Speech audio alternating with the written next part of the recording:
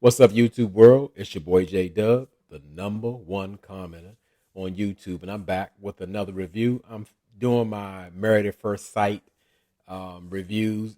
I'm doing couple by couple. This video is about Kirsten and Shaq, and I do have a lot of notes on this couple, so this will be one of my a little longer video.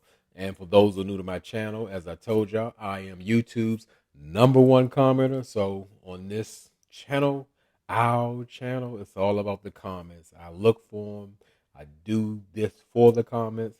And I forgot to say in other videos, just don't forget to hit that like button on the way in. We're trying to push these videos out so we can get some more members of the Dub fam, because they ain't really getting out there like they have. So all I ask is, while you're in the comments, just be respectful for everybody in the comments. But that don't mean you need to, what we call, censor your opinion. The motto of this channel is say what you say. So let's get into it, because a lot of people have a lot to say about this couple, including myself, Kirsten and Shaq, Shaquille. So we see finally they make it to Jamaica, because I say finally, it's been a journey. Shaquille has had to, I guess, do like a final presentation for school for his PhD or what have you before they got to Jamaica. And just a side note, I would say, let's say, put myself in Kirsten's shoes. If I had to wait, delay a day of my honeymoon to be in Jamaica because my spouse had a prior commitment, I would be pissed, whether it's selfish or whatever. It's a short life. I want my day in Jamaica. I don't want to lose a day in Jamaica. We just met each other. I'll see you when you get there. So anyway, and I don't even know if she had an option. He he put his foot down. You going to the presentation, or you gonna be in the hotel or something. But I don't even think she went. But anyway, they made it. And, Shaq is talking about his favorite subject, school. He's finally glad he finished school. He's so glad she supported him through school. He's so busy with school. We get it. School, school, school. And this is we know it's important. However, Kirsten asked for it. She wanted an educated man. This is what it looks like. Be careful what you ask for. So, Shaq and Kirsten, they finally get on their first excursion in Jamaica, and they do the ATV ride, which looks a whole lot of fun. Something I know I would really enjoy doing. But Shaq is not that guy. He's a little apprehensive because Shaq, unlike most of us, has been in a horrific car accident when he was like 7 years old, and like it was so bad he was thrown from the vehicle, was wrapped up in barbed wire, and that was probably about 25 years ago. And so I understand that he has some type of bad memory of that. So he keeps things like in a careful mode at all times. But um, just to thinking like this guy is a very educated man. I don't know if education and common sense go hand in hand, but like I would think you're not too busy with school. Stop by a therapist's office and tell her that you got some issues, because that was bad, that was horrific, all that what you went through, and you've been kind of living your life on eggshells, and you haven't been able to like really live it up. So Kirsten, she looks like she's working with him. She didn't mention it, but it might be a half a strike against her, because she keeping score, and he's already 2 strikes down. And just something off topic, when I saw the people, like when they would get on the ATVs, did Kirsten get a BBL on her last trip to the Dominican Republic? I don't know. I'm just asking you. You know why? Because these BBLs be killing y'all. So I'm concerned. It's the most dangerous surgery on the planet, but it just didn't look normal. I don't know. I'm not saying that she couldn't have, but I'm just saying.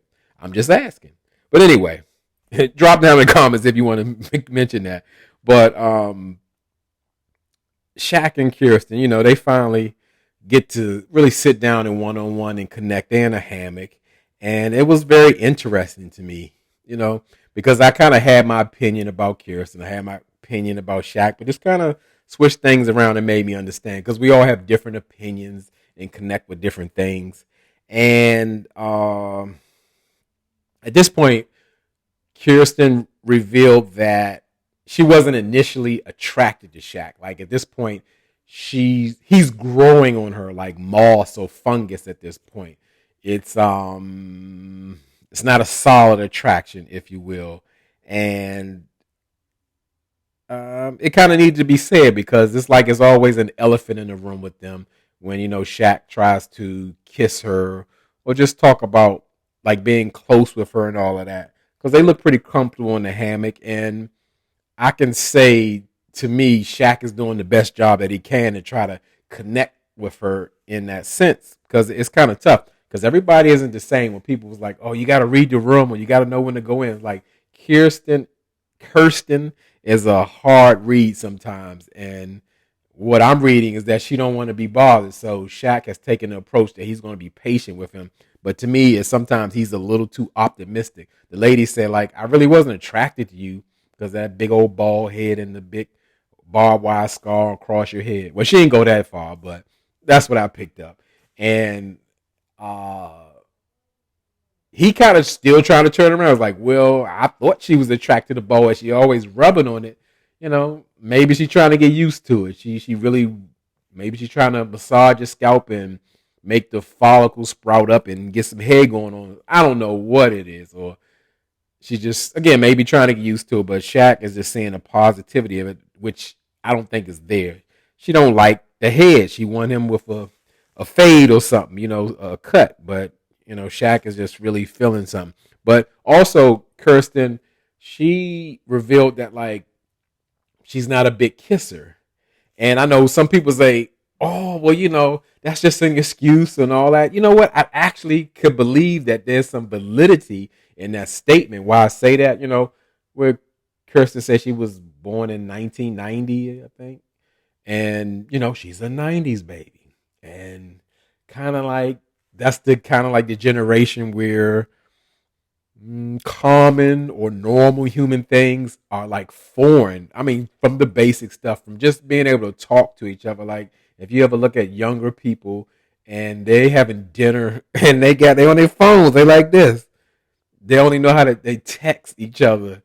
They don't know how to conversate. They don't know how to be truly like intimate. So like it sounds like more she said, I'm going by her this lady's word. She's saying she's more comfortable being touched.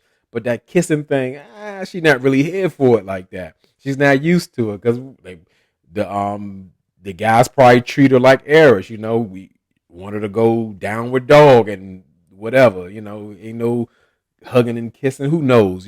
Just I could really believe it. I could really see that. So, I totally won't discount her. But do I think she's looking for Morris Chestnut on Married at First Sight? Yeah, I think she is. But Morris isn't going to show up. Morris don't have to go to Married at First Sight. He could have a harem of women. He don't have to get on the TV show and embarrass himself. But, would she probably kiss him too? Morris Chestnut? She probably would.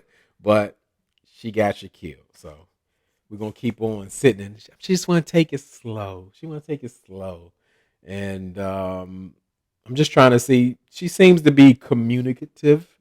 But sometimes her personality can be a little dry and dull. So hopefully these crazy kids can work it out. But we see Shaq and Kirsten. They're sitting down at dinner. I can't say a romantic dinner because there's really no spark or anything like that.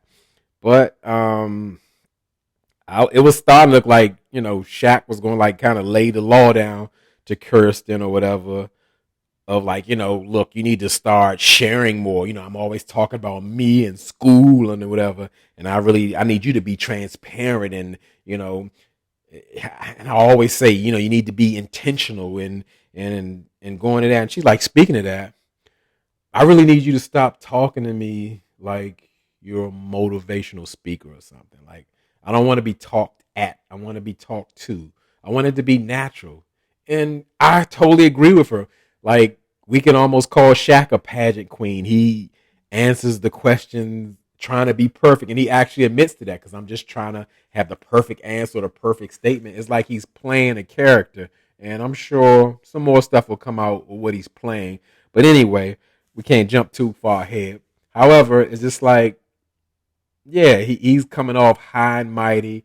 Mr. Perfection. She wants to be real because how can you connect to something that's fake or just a mask or whatever? And I really feel like that's what he's putting up, and that's what Kirsten is like kind of getting at him. But she did say like she's been kind of closed off since the pandemic or what have you, and it's like hard for her to open up. So we really got something going in here. So to me, like these conversations were extremely revealing about Kirsten. Like I could kind of understand where she was coming from. Not that it makes it right or somebody would agree with it, but it makes sense to me. And again, I still don't think she's like attracted to Shaq. She told him. And I don't even think she told him all the way. And we don't need her to tell him all the way. Some things you need to keep to yourself and just kind of see what happens. But, try to give it the old college try. But we're going to see what happens. But I don't really have hope for this couple. I don't think nothing in the world will make Shaq look like Morris Chestnut to Kirsten. But we're going to see. So pretty much that was it. I thought it would be longer than that. But this was probably my more favorite couples, just to talk about. Not that I think they're going to be successful because Married at First Sight didn't put these couples together for success. So drop down in the comments. Tell me what you thought. Give me your perspective on it. Maybe we can go back and forth in the comments about it. And let's get to the next video. I think we got one more. We got, Ginger and Gina. So drop down in the comments. Tell me what you think. And as I always tell y'all could be anywhere in this YouTube world. But you're here with me. I really appreciate it. I really mean it.